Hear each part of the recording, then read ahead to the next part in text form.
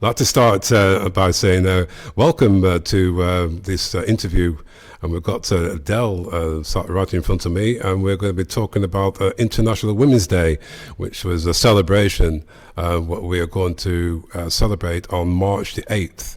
And Adele is being invited in the studio so that we can just have a chat about some of the things. What are you studying now? How are you doing anyway? You okay? Yeah, I'm great. Okay. And what are you studying at the college? So I'm studying BA Honours Graphic Design here at the college. Yeah. Okay. And what's inspired you? You know, what's your inspiration to do graphic design? So growing up, I was always a fan of the arts. My mum had this little box with like loads of crafts and stuff in. Me and my brother are both very artistic. But then I wanted to be a photographer first of all. And I went to college, open day, picked photography of course, but I did want to pick music. I never really explored graphic design until I couldn't do the music course that I wanted to, and they sent me over there and I picked it, and it just worked so well with all the other courses that I was doing, and it all linked up. And now I'm so glad that I've chosen it, because I'd love to be like a creative director or something when I'm older and work in magazines or do branding. And I just love how layouts and like fonts can like really put across a message and like look so beautiful. And the music, okay. So you originally chose the music. The music was to play an instrument, or was it to? So I still play piano, not as much as I used to, obviously, but my theory wasn't high enough. I wanted to do an A level in it, and they'd only let me do a B Tech, which took up way too many slots in my timetable. But I'm kind of glad that I didn't do it, because I think the reason why I was doing it was because I was following my brother. And he's a grade 8 guitarist. He's just amazing, but I'm not him. I'm my own person. And I'm so glad that I'm doing something different from him now, because I'm excelling at it. And I love it. I love what I do. And the thing is with your brother, is your brother doing any music now? So he's teaching now. He does have a master's, I think it's called, in music. He wants to be a music teacher, and he did always teach me growing up. I mean, even though I've had all these like strong women in my life, my brother has this feminine side that really like built me as a person, and he was always so caring and showed these feminine traits that I think are so like important in the men in our life. And he'd like teach me guitar, and it was just great. He'd give me homework, which I hated. But yeah, so he's 5 years older. He's teaching with the hopes of becoming a music teacher in the future. Right, okay. So the reason why I wanted to bring your brother in is because your industry is quite male dominated. Yeah. Did you ever find that you had to sort of compete with your brother, or what was it that sort of inspired you to do that? Was there any situations where people were telling you not to do it and do the natural thing of being a hairdresser or something like that?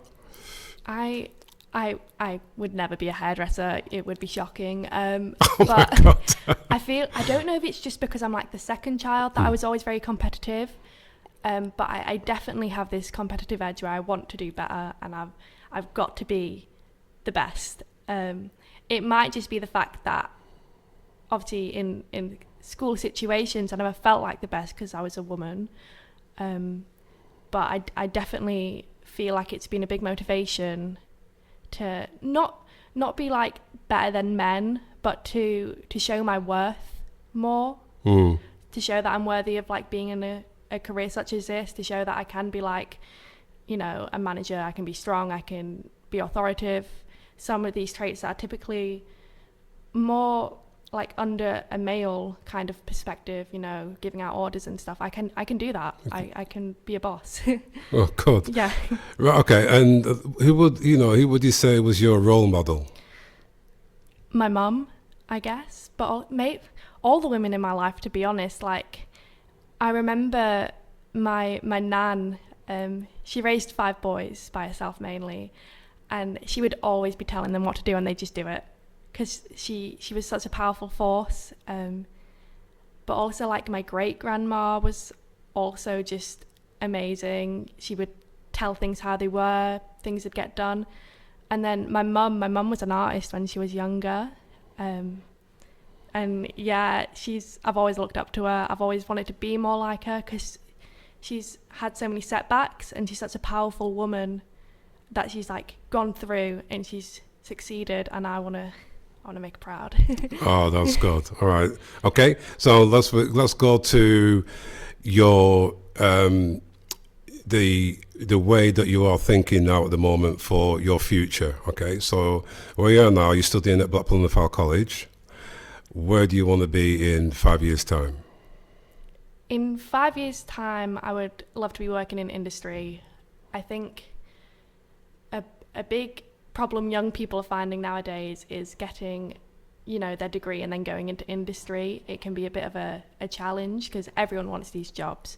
But hopefully, I think I'll have a bit of an edge because I've been accepted into the Venice Fellowship program, which means that I'm going to go Venice for a month. It'll look great on a CV. But I will be doing gallery experience. So I'll have experience in a field similar to what I want to go in, like an art field. And I'll also be able to create a project while I'm out there. I'm one of 2 people picked out of Blackpool School of Arts, so I feel like that's also a great thing to write down and push me forward for these other jobs that I could help with in the future. But yeah, so at the moment, I'm going to be going to Venice in the summer and building a digital footprint that will help me in the future, hopefully get somewhere close to being a creative director. Absolutely brilliant. Right. My last question is this. I went to one of the main schools in Blackpool, and I spoke to some of year 11s. And at the front row, there was quite a number of females students. What would your message be to those students? Just don't be quiet. I mean, I feel like whenever you're outspoken or anything, or whenever you have this kind of drive to do something that's out of the norm for females, that you're kind of silenced a little bit, and you're told that you're bossy, and you're told that you're arrogant, or just, simply loving yourself as a female, you're told you're vain for appreciating yourself. And I think just don't listen to that, because all that noise is going to quieten you down, and you're not going to be where you want to be. And I wish I told myself that as a kid. Like, I am so proud to be outspoken and to say what I want, because no one else is going to speak it for me. So That's a fantastic. So what I'm going to do is I'm going to invite you to the International Women's Day on March 8th, and I want you to be there to sort of have a look at some of the young people that maybe you even know and maybe not even spoken to, and that will be absolutely great to give you an opportunity to inspire, because what we're trying to celebrate, what women can achieve, that what they have achieved. And one of the things that I deal with a lot is low self-esteem. Yeah. Okay, and that's one of the key things, because they've heard for a long time, you can't do this, you can't do that. So this interview has been absolutely fantastic, and I've been really, really pleased to meet you. And that message that you've just given out, I'm going to definitely spread that word. Okay, to don't be quiet. All right, and speak out and ask for questions that they need to get. So, Holly, thank you very much, and I will definitely talk to you soon. Your name's not Holly, it's Adele. Adele, yeah. After all that. Why don't you just give another Emily now, she can edit this out. Yeah. You can just say, Adele, it's been amazing to speak to you, thanks for coming in. Okay. Good luck with everything. Okay, I just won't say anything at the moment, so let it pause a bit.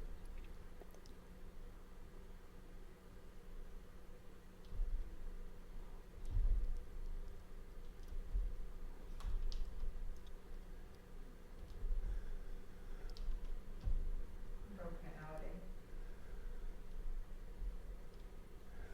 Pause. It's not flashing.